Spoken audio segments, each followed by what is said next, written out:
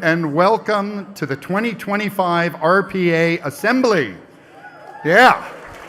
I want to thank you for joining us today and for supporting the work we do.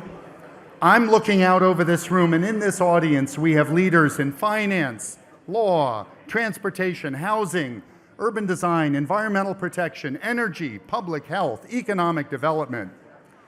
I want to especially thank our program sponsors this afternoon: AECOM, AT&T, Boingo, Con Edison, Crown Castle, Halmar, and McKinsey.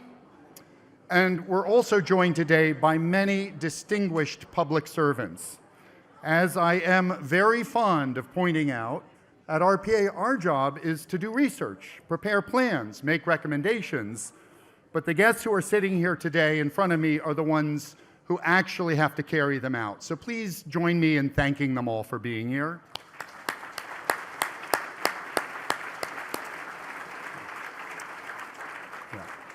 We're especially honored this afternoon to have Governor Kathy Hochul join us to present the John Zuccotti Award to Kathryn Wylde. Governor Hochul, I just want to take my opportunity to thank you for implementing congestion pricing. Let's face it, the rollout went smoothly. There were no technical glitches, no traffic chaos, phantom fines. The subways and the buses were not overwhelmed. The system is working precisely as it was intended to, reducing traffic and improving mobility for everyone. And honestly, Governor, when I think about this accomplishment, I look to the history books. I think about Al Smith in 1921 helping establish the Port Authority of New York and New Jersey. I think about Nelson Rockefeller establishing the MTA in 1965. And in 2025, you did congestion pricing. So thank you so much.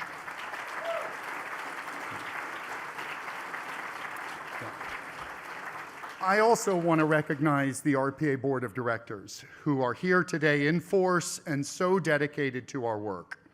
The RPA Board includes many former government officials, civic and business leaders, and folks from across the region who care about our communities and dedicate their time and resources to our work. So could I just ask all of the RPA board members in the room to please stand up and be recognized for a moment?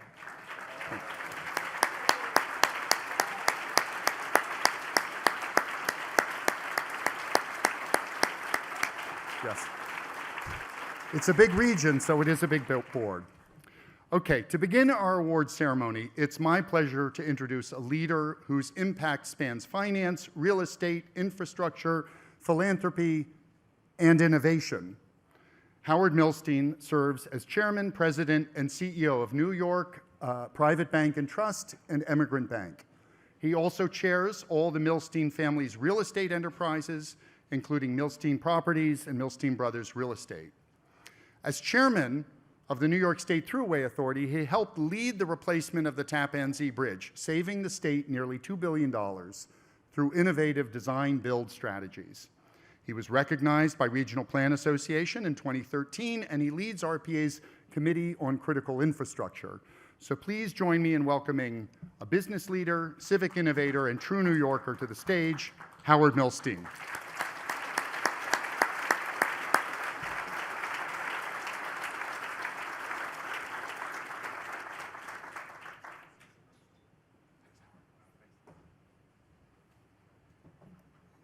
Thank you, Tom, for your kind introduction. And thanks to all of you who are joining us today to celebrate the exceptional achievements of a true visionary in urban planning and development. This year, as every year, I'm honored to join with you to recognize another worthy recipient of the John Zuccotti Award for Leadership. John occupied a special place in my life. He was a close friend, mentor, and colleague. Today, we continue to honor his lifelong passion for planning and city government. We're grateful to the Zuccotti family, and especially John's beloved wife, Susan, who is here with us for allowing us to use John's name for RPA's highest honor. Susan, stand and be recognized.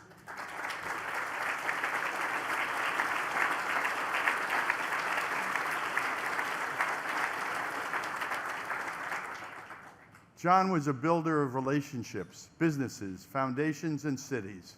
He was a lifelong New Yorker and an iconic leader.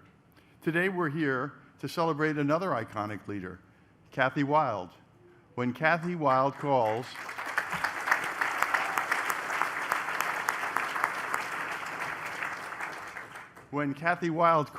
CEOs and politicians pick up the phone. In 2018, City and State magazine named her the third most important person in New York City and State. Michael Bloomberg and Steve Ross were the first two. She was right in there at number 3. In 2017, Crain's dubbed her one of the 50 most powerful women in New York. But the real mark of her influence happened in 2011 when the New York Times profiled her Sunday routine. Through her role as president and CEO of the Partnership for New York, Kathy speaks for the businesses that together employ more than 1 million New Yorkers, and those employers pay taxes that underwrite half of the city's budget. So as you may know, John served as chair of the Partnership for New York from 2004 to 2011. So it's very fitting that Kathryn Wylde is this year's recipient of the Zuccotti Award. Like John, Kathryn is a leader in business and civic engagement, focused on urban development that is shaping New York's built and economic environment. Committed to New York City's future through its infrastructure and business climate, using her position to contribute to the welfare of New York City's broader community, bridging the gap between business interests and civic responsibilities. John was an urban visionary, trusted, nonpartisan, non-ideological policy advisor, and a man of stature. Kathryn comes from the not-for-profit sector, but both are alike in their lasting influence on New York City's physical, economic, and civic landscape. With Kathryn at the helm, today's Partnership for New York is funding innovation infrastructure labs, equipping small businesses to compete better, improving the financial well-being and economic potential of underserved populations, connecting workers to job training and employment opportunities, transforming the delivery of essential services. One of a kind, Kathryn's greatest triumphs is shepherding the building of more than 40,000 affordable housing units, something that was also dear to John's heart. Kathy Wylde, like John, viewed New York City from every angle and had big ideas for shaping it and making it better. I know John would have been proud to see her carry the torch and receive the award that bears his name. Now join me in honoring John's legacy with this video before the award presentation. He was local, but he was international and cosmopolitan. He was intellectual, and he was a people person. And that wide set of interests enabled him to relate to people from all walks of life. John grew up in an ethnic neighborhood in Little Italy.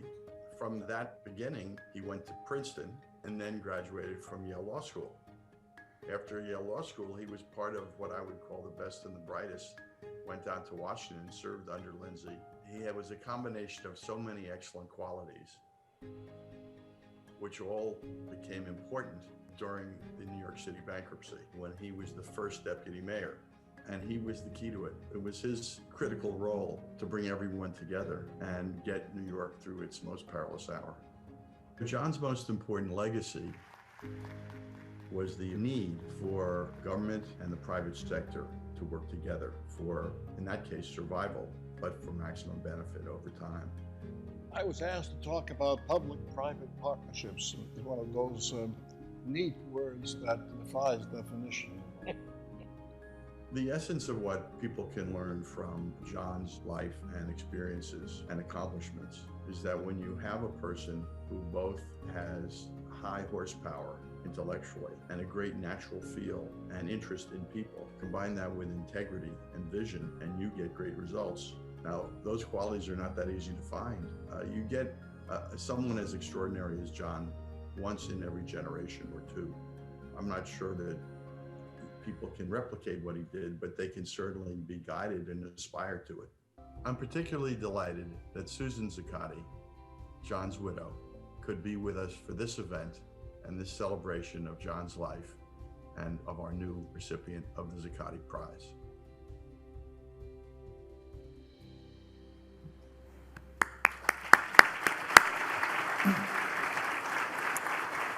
Thank you, Howard. Thank you for those wonderful comments. It's now my pleasure to welcome RPA's chairman, Ray McGuire, to the stage. Ray is the president of Lazard. Prior to that, he held a 13-year term as Citigroup's global head of corporate and investment banking before becoming the vice chairman of Citigroup and chairman of Citi's banking, capital markets, and advisory business. Previously, he held senior positions at Morgan Stanley and Merrill Lynch, and he was one of the original members of Wasserstein Perella and Company. Ray is a member of the boards of Hess and Vornado Realty Trust, and he holds leadership positions at the American Museum of Natural History, the Black Trustee Alliance for Art Museums, the New York Public Library, the Studio Museum in Harlem, and the Whitney Museum of American Art. Please join me in welcoming RPA Chairman Ray McGuire to the stage.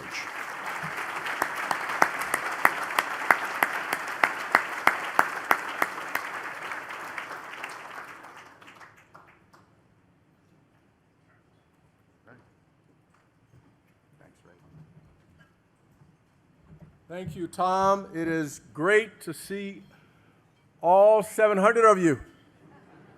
And I know that at least there are 4 of you who have read all 4 RPA plans cover to cover. I think you know who you are. It is clear that the group of dedicated urbanists in this room, but also perhaps especially at the head table, about which I marvel, stand ready to face the challenges of the day, of which there are many. We want to thank each of you, both for being here and for your steadfast support of the RPA. As you all know, when I get to a podium like this and see this many congregationalists, I'm compelled to give a shout out. So let me give a couple here, and I won't be long. Tom Wright, Tom, thank you for your leadership, which clearly reflects insights, judgment, intellect, and both passion and compassion. Tom, thank you. Kate, where's Kate Slevin? Kate, thank you. You're incomparable. And so your distinguished leadership in what you're doing here, especially on congestion pricing, continues to distinguish you and continues to distinguish the RPA. And of course, to what is an unparalleled staff at RPA, wherever you are, you're roaming somewhere, making certain that this event goes off flawlessly, as you do every event that we move forward on. Your diligence, dedication, and rigor make RPA what is clearly acknowledged as a premier research and advocacy group in the nation. And the staff is obviously supported by the board, whom Tom has already acknowledged. At the assembly last year, I was compelled to reflect on Dr. Martin Luther King Jr. in his letter from a Birmingham jail, where he invoked the fierce urgency of now. And it reminded us as a fundamental premise on which we must all align. We are caught in an inescapable network of mutuality, tied in a garment of destiny. Whatever affects one directly affects all indirectly. That message is perhaps more important today than ever before. From Washington, D.C. to the ports and waterways of New York and Connecticut and New Jersey, from imports to immigration, we face challenges unseen in modern-day nation's history. We're more divided than we've ever been. But today, at this moment, and at this time, this gathering clearly demonstrates the power and impact of us coming together. This is where public and private convene. This is the room wherein it happens. And as I reflect on my 3rd year as chairman, I appreciate both the milestones RPA has achieved, which Tom will outline, and I appreciate the way RPA continues to bridge the divides through data and sound argumentation. RPA provides a pathway to progress and helps both the willing and sometimes unwilling participants in the urban fabric of our region take bold steps toward our collective future. As the nonpartisan regional convener of not only the New York conversation, but the regional conversation, RPA stays above the fray. We look out beyond the all too often short-sighted politics of the day. Our passion is creating and uplifting the best ideas and advancing the most important infrastructure projects. If RPA's mission involves any commitment, then it is a commitment to leadership. In our history, as Howard Milstein recorded, John Zuccotti is the definitive example of leadership in public service. And this year, I am honored that we're all here together to recognize the indomitable Kathryn Wylde, President and CEO of the Partnership for New York, as a 2025 John Zuccotti Award recipient. I have the pleasure today of introducing not Kathy Wylde, but none other than the exceptional leader named Kathy also. And while she needs no introduction, it does me great honor to introduce the governor of the great state of New York. She will bestow the award to Kathy Wylde. We are honored to have the governor here today in a moment of time, and we are captured by uncertainty as to which direction we're headed. There's one whose clear direction is forward. Governor Kathy Hochul has been at the helm of a state with 20 million strong opinions, and yet somehow she's managed to deliver an historic $254 billion budget. The governor's leadership is demonstrated in the visible and bold courage in this budget. Let me give you some of the highlights. Affordability and tax relief, $1 billion middle-class tax cuts, expanded child tax credit, $2 billion inflation refund, $2.2 billion for child care, includes $350 million for New York City child care subsidies, education and youth support, free school meals, cell phone ban in schools, bell-to-bell ban on internet-enabled devices, free community college for adults aged 25 to 55 in high-demand industries. What about public safety and mental health? Revised mental health laws, eases involuntary commitment process, about which there's been lots of debate. Criminal justice reforms, changes to discovery laws, and expanded Kendra's law. Subway support. Subway's operating at the best rate they've operated in the past 15 years. Thank you, Jana Lieber. Gun violence prevention, transportation and infrastructure, $68 billion capital campaign, MTA capital campaign.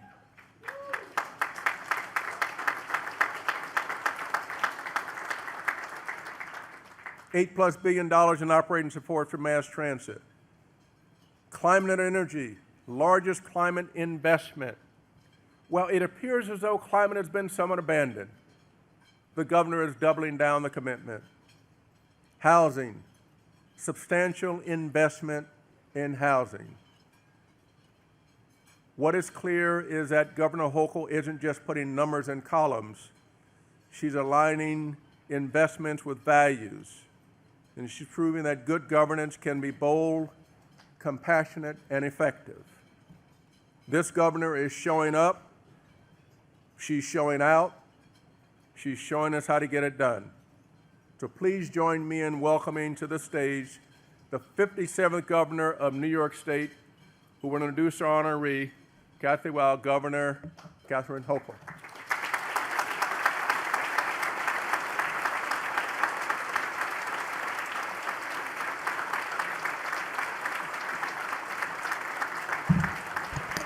Thank you very much. Ray, I appreciate that. I've been called a lot of things, but never other Kathy. But in this case, I'm really proud of that. I think that's something I'm going to tell my family about. I'm associated with Kathy Wylde, and that is a high honor. And You know, I think that this organization is just extraordinary, and I want to recognize your leadership. Tom Wright, who always seems to have a smile on his face, but you better be on his right side. I learned this a long time ago to continue working closely with him toward our shared priorities. And Howard Milstein, thank you for all you do over many years of experience in our community and sharing your ideas as we move this community forward. And of course, I want to thank Ray McGuire. We started in our positions about the same time 3 years ago, and the world has certainly changed. You know, your leadership of the RPA is demonstrable, and how we've worked together towards shared priorities is a credit to your leadership as well. So thank you to Ray McGuire. We also have a talent for one thing, that is finding other talent.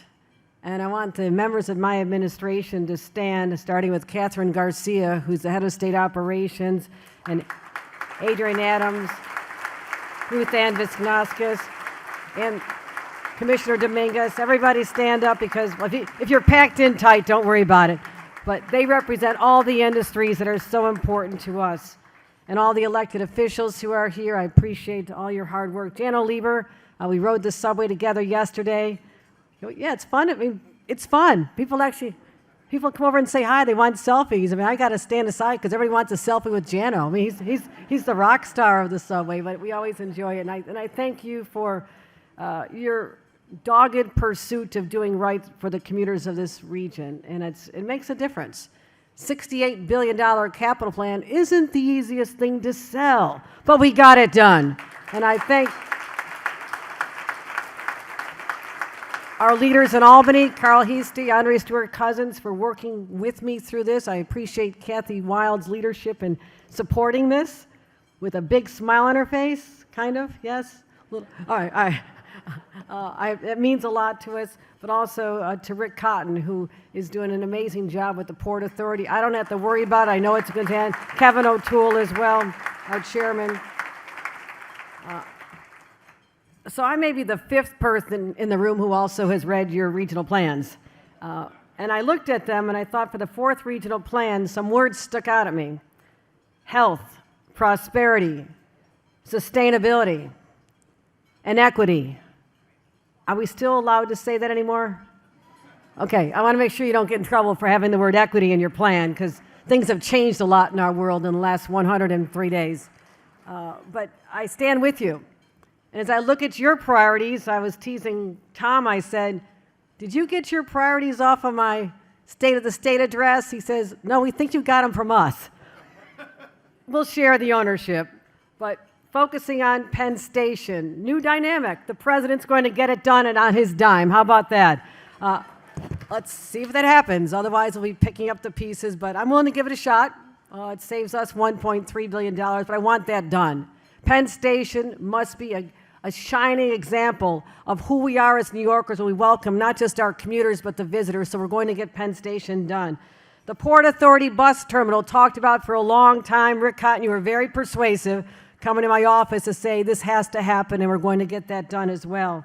And also our affordability crisis, and focusing on this in an intense way. We're just getting started, my friends, and literally because of what we did last year in our budget, making this the cornerstone. I want to thank Michael Lasher, who's here, who at the time was my policy director, the architect of this plan, and now is in the assembly. I want to thank him for having the vision to work with all of us and put forth a plan that is going to be known by others as a turning point in our history when we start building more housing so all the people who want to be living in our great city have nothing but great options and choices, and we start driving the prices down. Transitioning to net carbon emissions is something we're very focused on. Another project I'm real excited about, the Interborough Express. I love that one. I'm getting that done. And you can give Donald Trump a little credit for that, because when I saw that I didn't need my $1.3 billion to pay for Penn Station anymore, I shifted it right over, and that's going to help with that and my other infrastructure projects as well. So we'll get it done. We'll get it done. And so I'm real excited to be here and also to celebrate Kathy Wylde, but I think about the word congestion pricing. It is synonymous with her accomplishments because she has been on this fight for over 20 years. She has seen through her own eyes the potential, the possibilities, and staying with it despite all the odds and all the headwinds and the many times it went off the track. But we brought it back to life. And your continued support for this, Kathy, has really been making a difference as the head of the Traffic Mobility Advisory, what do we call that? Some board, one of my many, I have thousands of boards, the Traffic Mobility Board, that works so hard to get this done, but with support of this organization. Do not underestimate the power of every one of you who believes in a common cause, that we can reduce gridlock in a city that is fascinating and amazing, but is so impossible to get around. And the cost to businesses, this is what Kathy used to raise, the cost of the lost productivity was going to be hurting us. And if we can unleash our full potential and move people around and collect the money necessary for these investments in this capital plan, then we're going to be far better off in the long term. It also allows us to make investments outside the subway. We're investing 10%, $1.5 million in the Hudson Valley as well, improving the Metro North facility so people can come in from outer regions on a smooth ride even faster than ever before. The same with the Long Island Railroad. So this is what it's all about, my friends. This is what gets you up in the morning, because you are urbanists, you're planners, you're futurists. And this is part of our future. And I've heard from many other governors and mayors who want to know how we got it done and can we help them get through it. So, Kathy, I'm going to get you in touch with all those other governors, because I'm done. I got it done. But let's talk a little more about Kathy here. She has been a supporter of mine since my days in Congress a long time ago, when people did not know who I was. I ran in a seat that was a long shot. It was the most Republican district in the state of New York. I had no chance of winning, but when I had a chance to sit down with Kathy Wylde, and she introduced me to people and believed in me, she was part of the wind beneath my wings to do something that was considered the impossibility, and I thank her for her leadership then and also now. You know, she's got that, that's what our commonality is. We got that Midwestern sensibilities. People think Buffalo's the Midwest. I guess we have a Midwestern accent. That's what I'm told. But Kathy and I have that common bond, but also that Brooklyn moxie. There's no stopping her. When she puts her mind to something, she gets it done. And I want to especially credit her for one of our great signature accomplishments. You heard about the affordability agenda and our public safety agenda. The public safety agenda this year was driven and underwritten by a campaign that was so critically important. The business community under Kathy's leadership coming together and saying, we're going to work with the governor to start taking back our streets and making sure that criminals don't keep cycling in and out of the system only to commit more crimes over and over because of technicalities and cases that should have gone forward but were dismissed because something was missing on the final hour. It was set up against the ability for us to focus and fight for victims.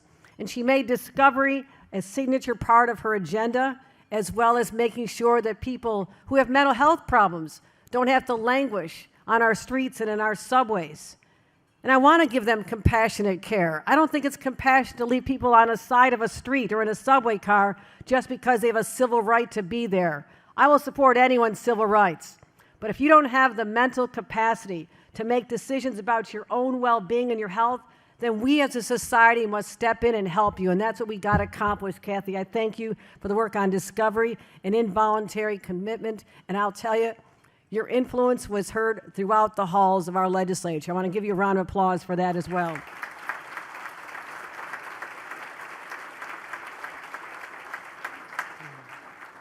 So, we have some fights ahead. But knowing I have the RPA and Kathy Wylde to stand up, because it is not a newsflash that there are forces outside the people who benefit from this congestion pricing who want to dismantle it. I won't disclose too many details, but it's fascinating to spend 3 hours in the Oval Office between two meetings talking about congestion pricing. I don't know what to say. But all I know is I came back even more committed to say that you may think you can take it down, but you can't, because we still have judges and courts. At least today, we have a strong, thriving judiciary that'll say a locality and a state have the power to determine their own decisions when it comes to traffic flow, for God's sakes. That's all we're talking about. So we'll stand up.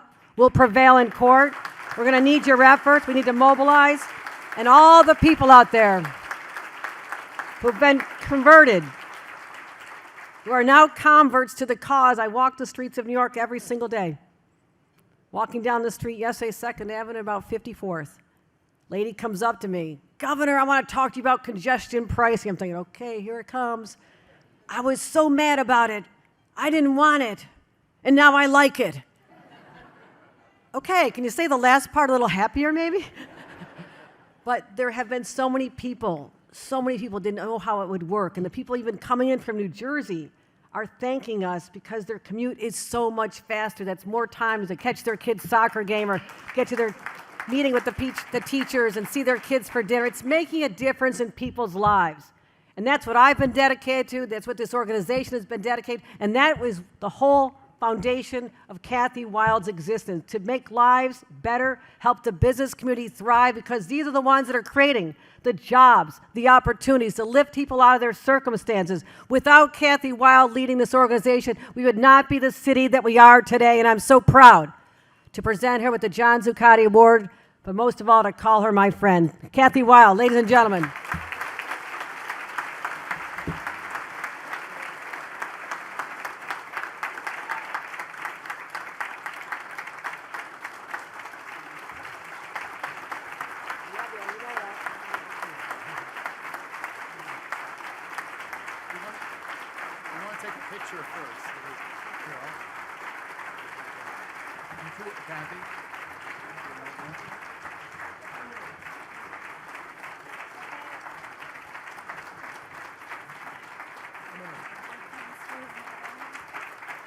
Move down some, Tom.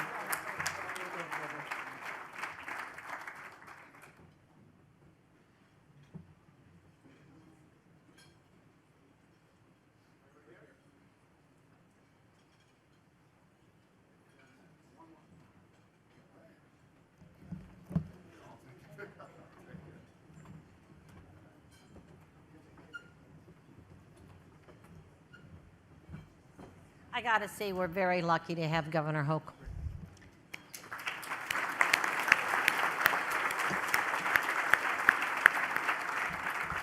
She's got a tough row to hoe, but she's absolutely up to it. Do not underestimate this woman.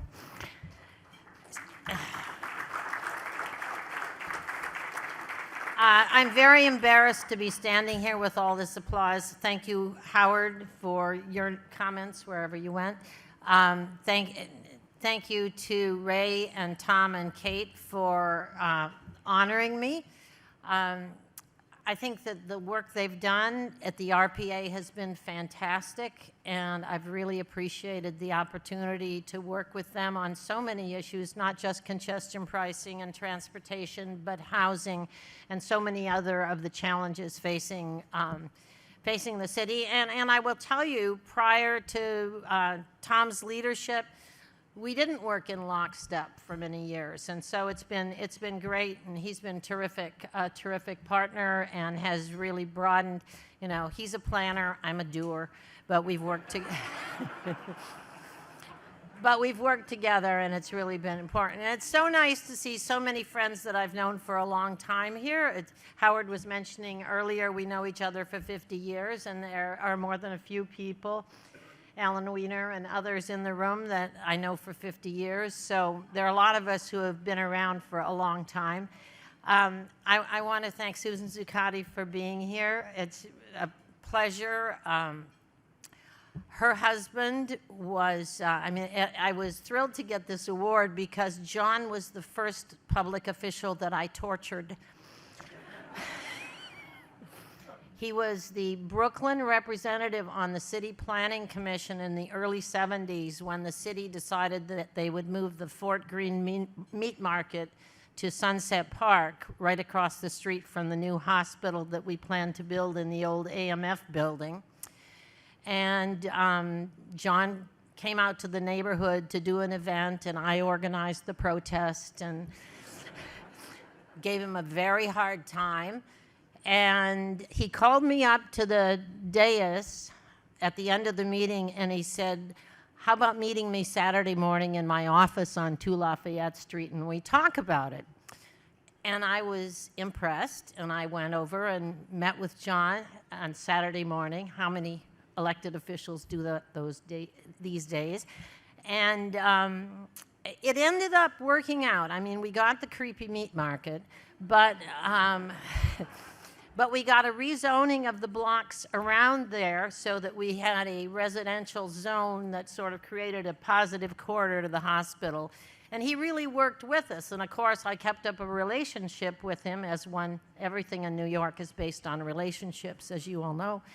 I kept up a relationship as he became first deputy mayor and through his life. And then we worked together on housing when he was in his legal profession. And we worked together on after 9/11, after the financial crisis and the whole Wall Street debacle. So many, many years. So it's very meaningful to me to get this award, this recognition, and to appreciate with you the legacy of somebody who contributed so much to the city, and to be with so many of you who are still contributing so much. So thank you very much.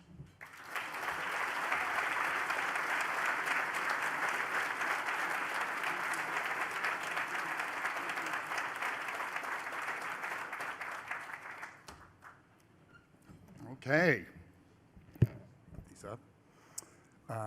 Thank you, Howard, Ray, Governor, Kathryn, those terrific remarks, and congratulations again, Kathy. Before we start the rest of the program, I've just got a short video we want to share, give a little bit of background about RPA. So can we cue the video, please?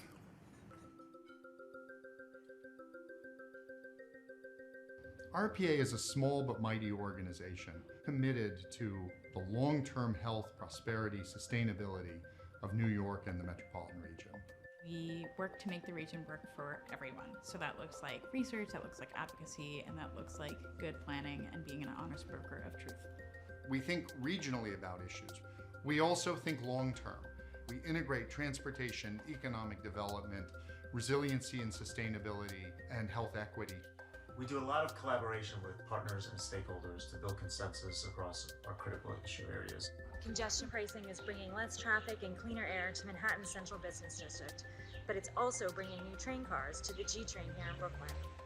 Here at RPA, we care a lot about things that move people and goods throughout our region.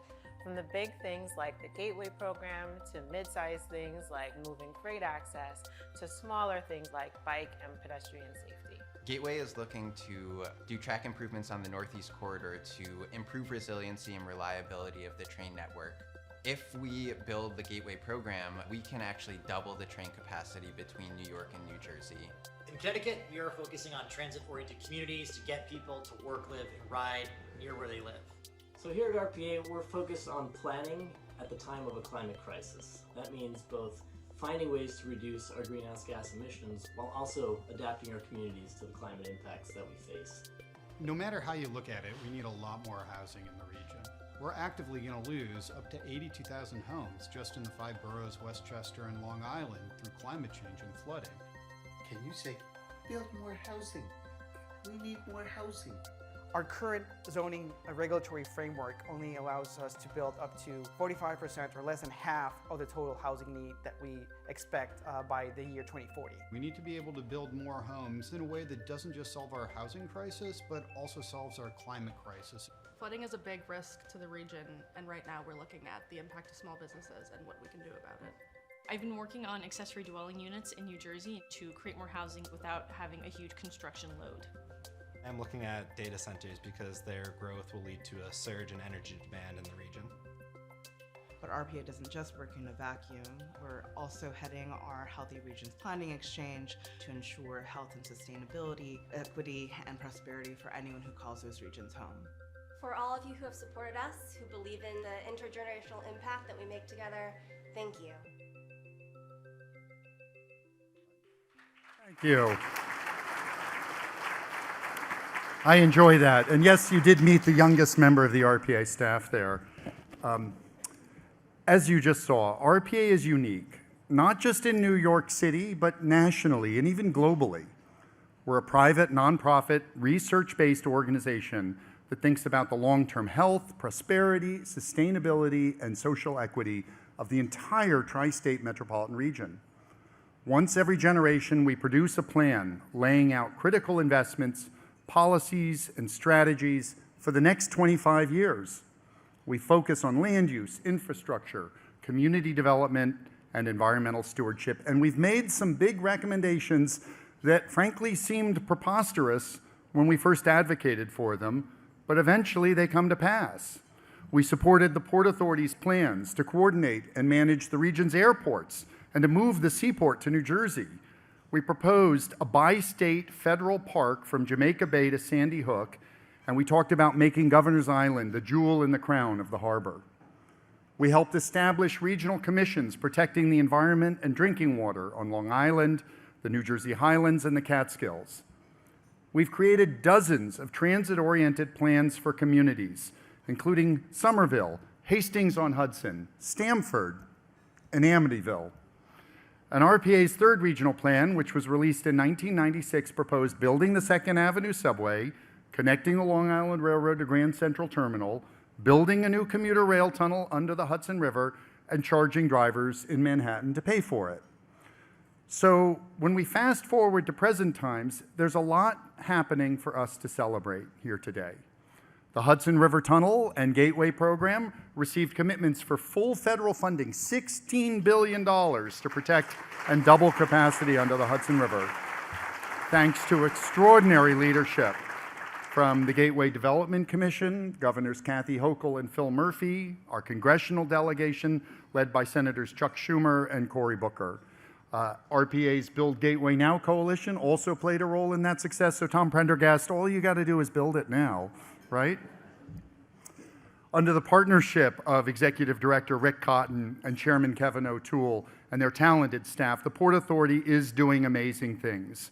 As Governor Hochul talked about earlier, the bus terminal received key approvals for a bold and ambitious expansion and modernization plan, advancing a $10 billion facility that will add more capacity, modernize operations, and be, finally, a wonderful addition to that neighborhood. The makeover of JFK is moving ahead, as are improved connections to LaGuardia and Newark Liberty airports, both of which obviously have been transformed in recent years. In New Jersey, the State Planning Commission approved a preliminary state development and redevelopment plan, which should lead to final adoption later this year, while in Connecticut, we are working feverishly to pass, finally, that Work, Live, Ride bill, which will incentivize new housing near transit locations.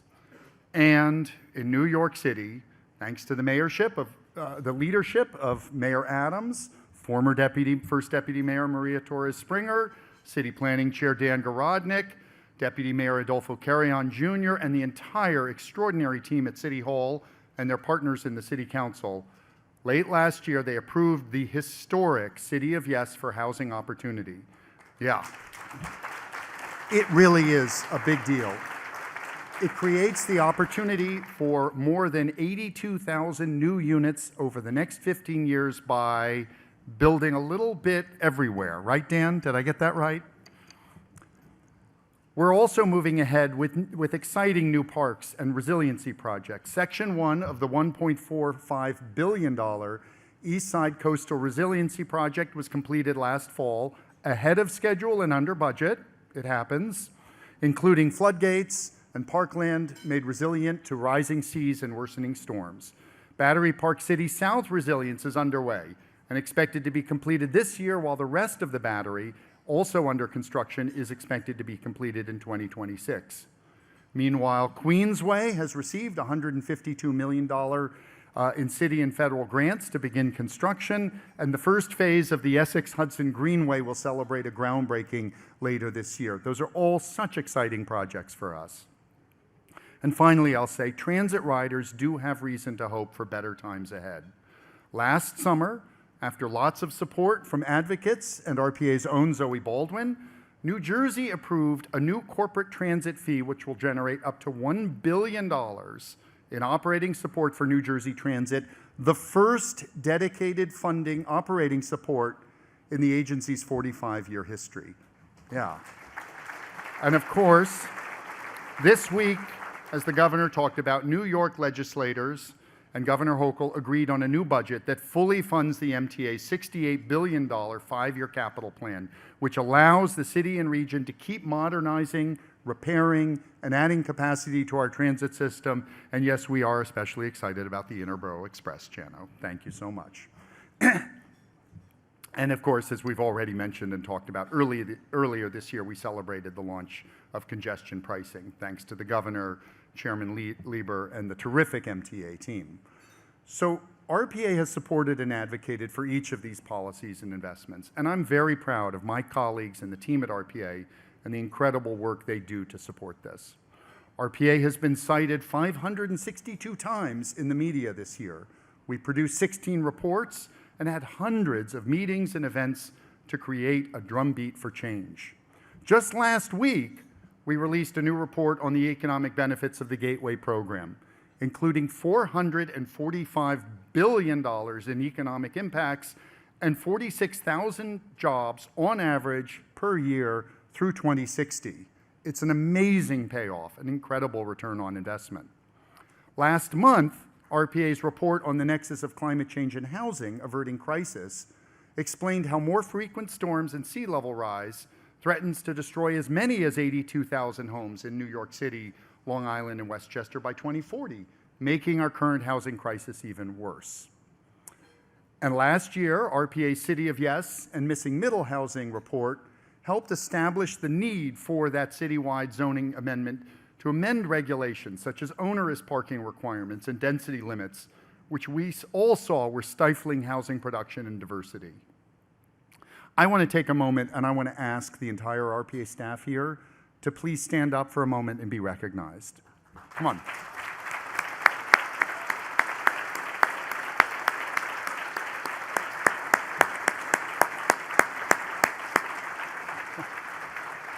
I gotta say, it's an incredible group. They punch well above their weight, and I am so fortunate to have the opportunity to work with you.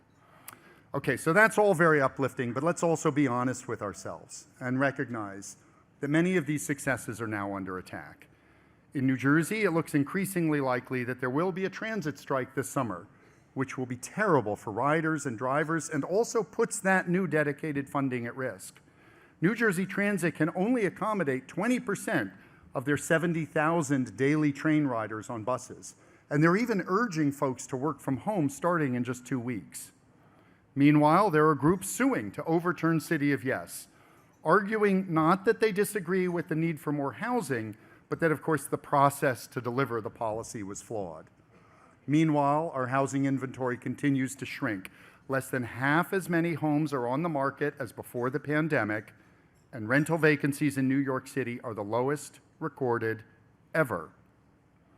We need well over 1 million new housing units by 2040 just in New York City, Westchester, and Long Island. And even if we were able to build everything possible under our current zoning, we would still meet less than half of that need. And of course, most recently, the federal government has ordered New York to shut down congestion pricing, revoked a clean air permit for the Atlantic Shores project in New Jersey, and issued a stop work order for the Empire Wind project in New York, all based on the argument that the environmental approvals needed more study or had somehow been rushed or flawed. Look, on the one hand, for none of us, this is particularly new. We've been in the trenches. When the opposition doesn't like the outcome, they end up attacking the process. But whatever anyone's position is on housing, congestion pricing, offshore wind, we should all be concerned. If a new administration can come in and retroactively cancel environmental approvals, then when does the process finally end?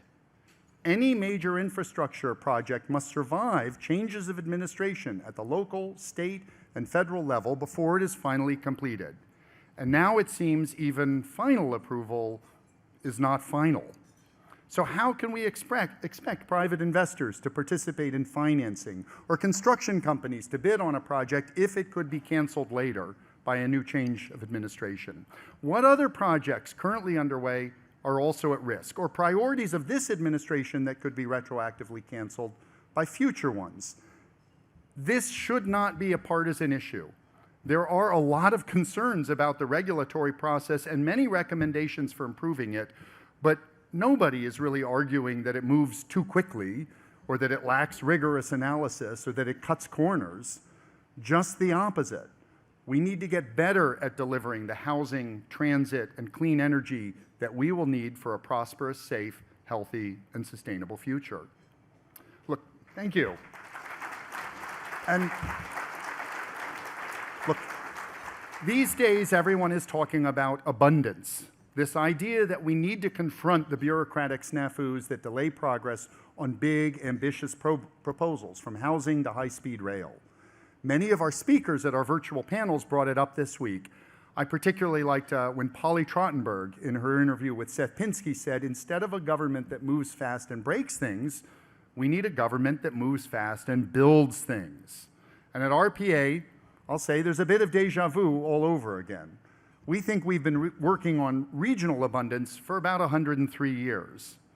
RPA's fourth regional plan, published in 2017, made recommendations including funding sources, new governance models, public-private partnerships, and we're seeing the results. In fact, really, we are currently in the middle of a generational transformation of our regional infrastructure. In just the past decade, in just 10 years, we've completed the number 7 extension to the Hudson Yards, Phase 1 of the 2nd Avenue Subway, Moynihan Train Hall, the Long Island Railroad third track, Grand Central Madison. And what's on the horizon? In a few years, the New Haven Line riders will have a choice of going to Grand Central Terminal or taking a new service to Penn Station. The City Planning Commission recently rezoned neighborhoods around 4 new Metro North stations in the Bronx to take advantage of this. Work has begun on Phase 2 of the 2nd Avenue Subway, extending up to 125th Street. And again, the MTA now has funding to start building that Interborough Express. Yes, these projects take a long time and they cost a lot, but we are getting better at building and we need to keep pushing forward. And in addition to speeding up project delivery and containing costs, another clear challenge for us has been connecting these major infrastructure investments with redevelopment plans that take advantage of the new capacity that we're creating. Long Island now enjoys 40% more service on the LIRR, but approves housing at a small fraction of the rate that communities in northern New Jersey do. So we wanted to talk about this idea, and we thought that there were no two better people to talk about this dynamic, to help us define regional abundance than the MTA CEO and Chairman Jano Lieber and former New York City First Deputy Mayor Maria Torres Springer. They need no introduction, so I'm just going to say, Maria, Jano, thank you so much for joining us today, and we're pleased to have you have a conversation now with RPA's Executive Vice President, my partner in crime, the great Kate Slevin. So please join me in welcoming Maria, Jano, and Kate to the stage.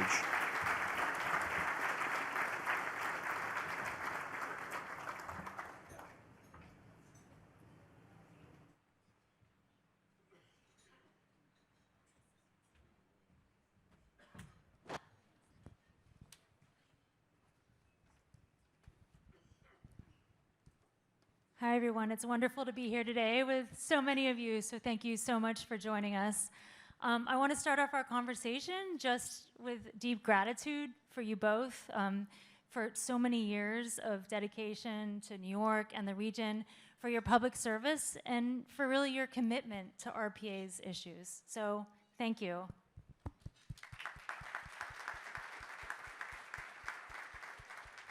Maria, Tom mentioned City of Yes, but it can't be easy to deal with the millions of opinions in New York and get that through, so congratulations on that. And Jano, I actually want to show you a picture I took of Canal Street. If you can bring it up, about 8 weeks after congestion pricing went into effect, and it was Canal and I think Church, just a couple blocks from the Holland Tunnel entrance, and you know, traffic, there is no traffic there. I mean, it's just amazing. And all of this while the economy remains strong and booming. So congratulations. And I think, you know, if you've actually been walking around New York like so many of us do daily, it just feels different, right? It just less traffic, it's less on your mental health, less noise and all of that. So thank you. Tom mentioned some of the criticisms of government across the country and building what we need, building transportation, building energy, building infrastructure. But luckily in this region, and I'm proud to say, we have leaders who are actually getting things done. And I think we really need to recognize that and celebrate that and thank them and help them as they continue to make our region better. So I want to start off, Maria, maybe with you, by talking about some of the lessons you've learned as you've gotten big things done. Of course. Thank you for having me. So I wanted to focus on City of Yes. We've talked about it a lot. I think it represents a very bold and courageous step towards our collective housing future, but we learned a lot in that process. I'll start off with the fact that what we learned is that we had to confront a very simple truth, that what we were trying to address and combat wasn't just a housing crisis, but frankly was a crisis of imagination. I mean, we are a city built on the promise of reinvention and opportunity, and somehow along the way, we had forgotten what it is to build. And so the work through City of Yes was really to reverse a mindset and to say that we don't have to live this way. Of course, it also entailed setting some very specific and bold goals, building close to 100,000 units of housing, but doing that in a way that rejected the orthodoxies. Hopefully most people know what we accomplished through City of Yes for housing opportunity, but there was a time when the belief was you couldn't touch ADUs, you couldn't lift parking mandates, you couldn't really look at low density housing, you couldn't lift the FAR cap. And all of that we rejected because we believed that there was a way to not betray New Yorkers' desire for us to do good. We also made sure that it was part of a larger strategy. City of Yes for housing opportunities certainly was the anchor, but we were also in the process of trying to get through the City Council 4 major rezonings, record investments in affordable housing, streamlining the way we permit and build, a housing package through state legislature last year, which was historic, and of course the Charter Revision Commission. And I'll mention a couple of other things that are big takeaways. We knew that this was the work that couldn't just happen within government. It required creating a big tent, not just of amazing housers, and I love them all, but bringing in business and labor and not-for-profit organizations, tenant groups, houses of worship, etc. But fundamentally, and this is where I'll end this particular response, we knew that it wasn't just technical work, that this was really not just a policy project or policy mission, it really had to be a moral and political one.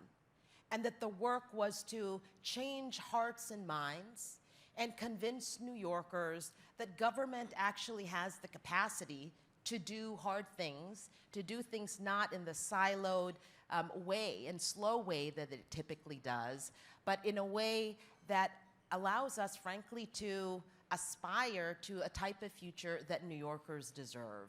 So those were some of the lessons learned, certainly so much more work to do. And I just have to give a shout out. We couldn't have done this without the incredible leadership of Chair Dan Garodnick. So I'd like you to all join me in giving Dan a round of applause. Jano, what are your lessons learned so far?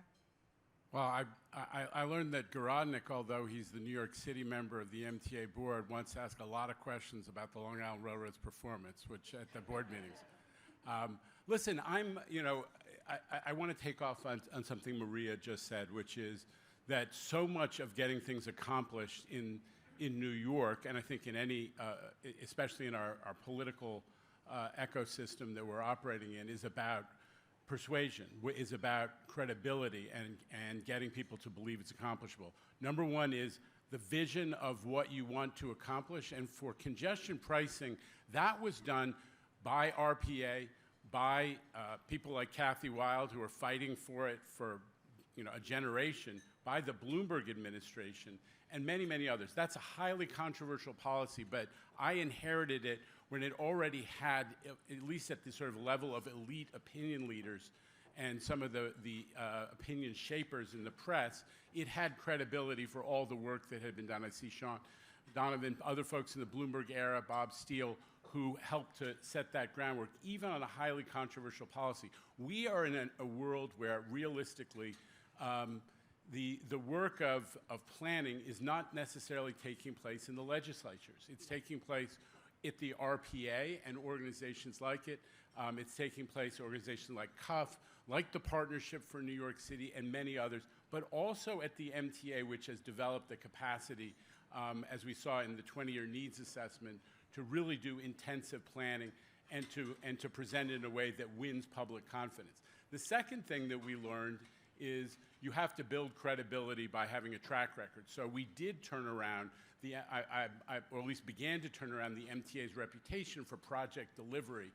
And without going through every project, needless to say, the fact that we were able to get the L train project done with 6 months early and $100 million under budget, and other projects of that public notice and complexity, to get them done on time, under budget, third track, double track.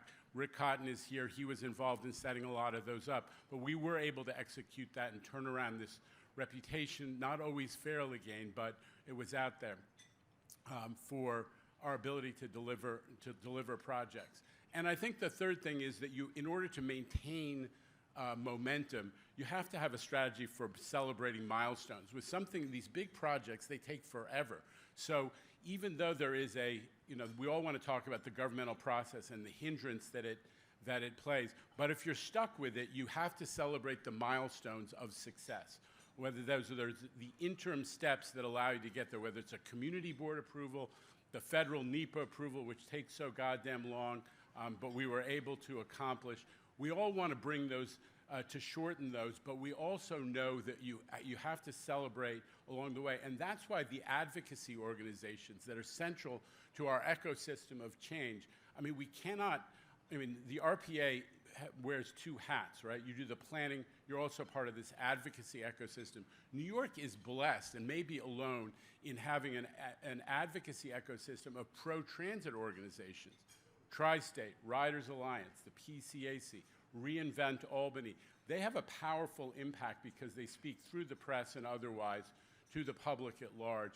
And frankly, the final point, which is truthful but down and dirty, is you have to be ready to fight back, because we all knew that whenever there was news about congestion pricing, the TV news would go out and stick a microphone in the face of a driver coming off one of the free bridges and say, would you like to pay for this in some way? And you need to have a plan where you have both data and the partnership with RPA and others, but increasingly that data developed by the MTA itself. And I got a shout out to Juliet Michelson and John McCarthy, who are here, and so many other people.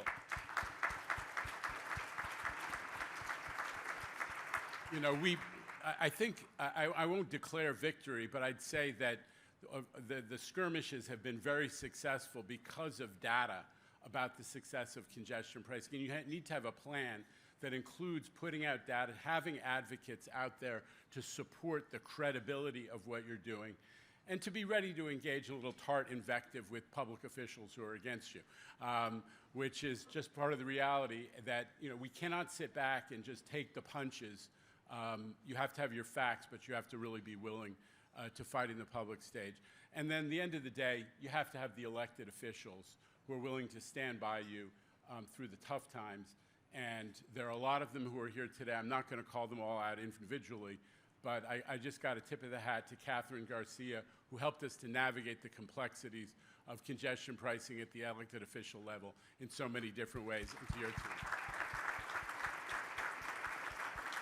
So it's not really about abundance, but it is really about, in the ecosystem that we operate in, how we were able to accomplish congestion pricing. I hope that's responsive. Yeah, thanks. Thank you. Maria, I want to go back to you. Last year, Governor Westmore was here, and one of the things he said is being bold and being collaborative can happen at the same time, right? And I think Jano's point gets to that. And now you're back at the Ford Foundation, and the philanthropic community also has played a really significant role in policy change for the better in our city. So why don't you talk a little bit about external stakeholders and collaborators and how they helped with City of Yes? Of course. Well, the work of turning housing abundance into homes certainly can't happen just because of government action alone. It might start there, and we were very fortunate to have extraordinary teams across different agencies really rowing in the same direction, also taking slings. And I've always believed that they're a sign of a good project, a bold one that might meet the aspirations of New Yorkers, is when you kind of get laughed at first, when it's an idea. And then somewhere along the way, you just say it enough, and you will it into existence. And I feel that in some ways that's what we did with City of Yes. Even the frame of City of Yes, some found corny, but what it actually reflected in my mind is that we were trying to reverse decades of this city and region saying no to change. So it starts with government action, but if it was just a bunch of well-meaning, very talented bureaucrats trying to change the housing equation, it obviously wouldn't have gotten approved and as far as it has. And so what that means is that there is a very critical role, and there was and continues to be, for different sectors. Of course, the business community, the private sector, an incredible role that they have and can continue to play, not just as developers, but hopefully also in terms of advocacy and accountability. We heard for sure from every employer that they were having trouble housing their employees. And so if you can't house your workforce, you can't grow your company, you can't grow the economy. And where that leads us is a real role for private business to play in terms of being champions of very pro-housing policies. For civil society, whether these are community-based organizations, tenant groups, legal aid, design firms, there was a huge role for them to play to ensure that as we moved forward with the City of Yes, we were also keeping in mind issues of equity and accountability and affordability. And that continues to be the case because they are critical bridges between policy and people, between intention and implementation. And then, Kate, you mentioned philanthropy. I think philanthropy can be catalytic. They can take risks more than maybe other organizations, and so the role there is to resource and to fund pilots, policy labs, community-driven solutions, amplifying those, while at the same time, hopefully, continuing to push for and resource what we've been talking about, which is the type of narrative change that can happen. Because fundamentally, not just to withstand the lawsuits that we knew were going to come for City of Yes, but for every project somewhere in the news that might get delayed even after many, many years, maybe even decades of trying to get them to a point where they actually help human beings. This work is not just about building homes. It's not just technical work. This is really a question of who belongs in this city and the type of city that we want to build. It's a question of whether we are building a city for the future for the many, or we are preserving in amber the city that we live in for the privileged few.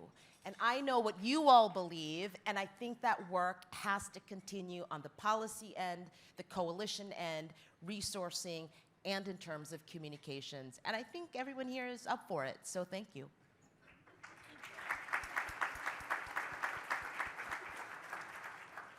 I want to pull up a chart now from a recent RPA report we did on the benefits of the MTA's 2025 to 2029 capital program. And I think there's two takeaways here. One, you can see over 90% of the funding for the program is going to core infrastructure, maintenance of the existing system that we have today. There's basically one expansion project in there, Jenna, right? The IBX. So it's not like it's we actually need a lot more transit investment than we're seeing today. And second, there's a little, well, it's not that little, there's a light blue section there from 2010 to 2014 that shows the spending after Superstorm Sandy. It was 25% of the MTA's capital program. So this goes to Tom's earlier point. He mentioned how the climate crisis is making our housing crisis worse, but the climate crisis also means we need to invest more in transit, and we actually need to do more right? To bring the resources into all of these systems and to get more of them built. So I think a lot of us are concerned that the gains that we have made now, congestion pricing, offshore wind, just basic progress towards a more just and equitable society are at risk. So what can we do to protect those gains and really move towards the future, and the future that you talked about, Maria, the future for the many that we all want? And Jana, I'll start with you on this one. Honestly, I think that the chart you just showed is very powerful. We have shifted, with support from this organization and others, we have made it no longer necessary for public officials to wave around bright and shiny objects in order to justify transit investment. That is an accomplishment. I love new projects, and we especially love the IBX, and the governor is just a huge supporter of it.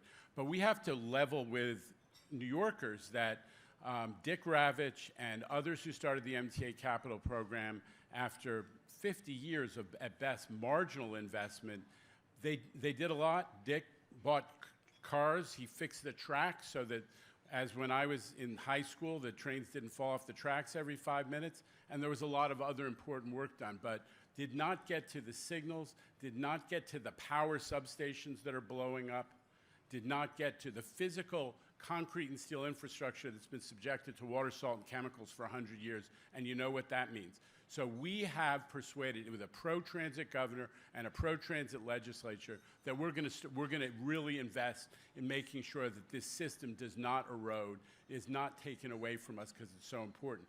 But we're also doing exactly what you said, Kate, which is focusing on the resiliency agenda right now. It's not just, I always say that transit is the antidote to climate change. So everything we do is good for our long-term climate agenda. But there's a ton of transit infrastructure which is right by the water, starting with the Hudson Line, and we have to make the investments as, under your leadership, Maria, and others, we've made along the Manhattan waterfront in many cases. We have to make the investments to make sure the Hudson Line isn't underwater, as it will be if we don't take steps in a couple of years, and that all of those very steep embankments don't continue to slide down onto the tracks. All of that work, unsexy, costs money, but you know what? Riders get it, because when you say to riders, I'm going to fix it so you don't hear signal trouble ahead, train delayed, they get it. They understand what it means to have trains taken out of service repeatedly because they have mechanical problems. So if you make the case, again, it comes back to persuasion, with the elite opinion leaders like you guys, and also with public officials and so on, you can make change and make the investments that will allow us to overcome the pattern of investment being over-focused on new and shiny. I'll mention just a couple of things. One is to not take for granted that progress will continue to roll forward. We have a lot of momentum, of course, in this moment. However, and this is where I'll repeat to everyone, one of the things that I have reminded myself over the years in public service, and that's the fact that Newton's second law of motion, that an object that put in motion stays in motion, it doesn't apply in government. It applies everywhere else in the universe. It doesn't apply in government. And so what does that mean? What it means is we shouldn't just expect and hope or assume that, say, the lawsuits for City of Yes are going to disappear. It means that we have to have a very laser focus on implementation to prove that this hard-fought victory actually results in homes for people. Implementation of the initiatives in City of Yes, it means making sure that we build a stronger housing ecosystem with a stronger workforce, one that addresses tariff risks to the supply chain resilience in the city, one that understands that there are federal threats looming, and therefore we must find ways to mitigate them, one that continues to streamline the enormous red tape that still exists in order to build. So that's one piece. The second piece that I think, in order to sustain progress, is to, in some ways, know who the people are who are quietly driving that progress. And I've had the wild fortune of working with extraordinary public servants across different administrations, and they continue to do that work today. And I've always believed that public servants, they've been the quiet architects of the greatest transformations in this city. And at a time when there's a lot of mistrust and a lot of uncertainty, what they need from organizations like RPA and all of the people in this room who wear many hats is continued support and continuing to hold them to account so that the goals that we fought so hard to achieve, that there is not the type of backsliding that too often exists when we resort back to the routine politics of doing things that are hard in this city and region. Thanks, thanks. And Jano, you wanted to add I just something? wanted to add one other thing, which is don't give up on bipartisanship. We're in a very polarized world, obviously, at the national level, but in New York, I always say it, Republicans in Congress have historically supported transit. They've historically gone to bat for transit. Al D'Amato was chairman of Senate Banking and did a ton to get money for transit. We just have to preserve, there are going to be a lot of things where folks disagree, but we have to preserve the tradition of bipartisanship on some core New York issues. New York deserves, with 43% of the nation's mass transit riders, we deserve more than 17% of the federal money, which is what we get, and we have to preserve bipartisanship to make progress on that. And I had that conversation 2 weeks ago with Ed Cox, who's sitting over there. So I have two more questions. We're living in a moment of kind of angst and uncertainty. So how do you two stay optimistic? Maria, I'll start with you. I've always been a pathological optimist. Never bet against this city. And I'm optimistic because I think the issues that we are working on and do have bipartisan support. They are driven by extraordinary public servants. And I count myself lucky to have lived in a time where I think there has been a real sea change, frankly, in how we think about the issue that I care so much about, and of course, that's housing. And this sea change has allowed us to think about this, as I mentioned earlier, not just as a technical project, but really a moral project. And that work to continue to change the political culture around housing is important. We have momentum, 100%, but we have to keep going. We have to keep bringing down the barriers. But I do think that we can align our collective public ambition with private capacity. And we can do, ultimately, and this is where I always come back to, regardless of the issue, regardless of the crisis, regardless of the drama, that we can do, as a city, what New York has always done, and that is to refuse to settle for decline. And I know that we can do that in this stretch ahead, whether it's on housing, infrastructure, or any other pressing issue that New Yorkers expect us all to work on and address. Thank you. Jano? Well, I think I still believe that New York continues to attract the most ambitious, brightest people who want what New York offers. But then sort of a reverse, what I think is happening is that as intolerance has become public policy in many areas, I think that New York can actually take advantage of that. That people who want to live in an environment where there's a lot more tolerance, as the Manhattan mini storage sign says, New Yorkers tolerant of your lifestyle, intolerant of your shoes. But I think as there is intolerance and it's becoming formalized in public policy, people are going to want to come to New York even more to live in a place which celebrates diversity and celebrates density and everything that makes for great urban life and doesn't stigmatize the folks who are a little bit different. I think that companies, because of their own hiring, are going to want to be in New York because it's going to attract a more diverse workforce who are attracted to that tolerant environment. So, a lot of nutty stuff going on nationally, but I think it could turn into a win for New York. One final question. We're all very proud of our metropolitan area, whether it's the city or Jersey or Connecticut. And so I want to ask you both what is one of your favorite parts of the region? And Jano, bonus points if yours is in New Jersey.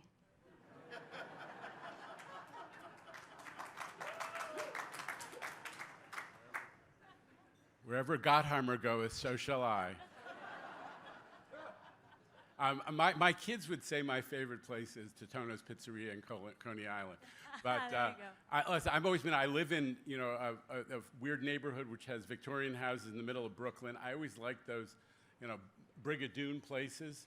In Staten Island, if you go to La Tourette Golf Course and you walk at the end of the parking lot and you walk down a hill, there is a forest that is literally like you're not in the city. And it's got 30 miles of hiking trails, and all you do is look out while you're running because you're going to run into a deer. And I love that La Tourette Golf Course. I love the Morris Jumel Mansion, a 18th century mansion in the middle of Harlem, unchanged. I love those little discoveries that we all get to do in New York. Great. Maria? Well, if I'm being honest, so, I have been and continue to be obsessed with Brooklyn and the 5 boroughs, but our daughters are competitive gymnasts, and so that takes us to the region, far off places in New Jersey and on Long Island, and they have all been incredible and lovely, and I'll end with this. They each need more housing. Thank you both so much.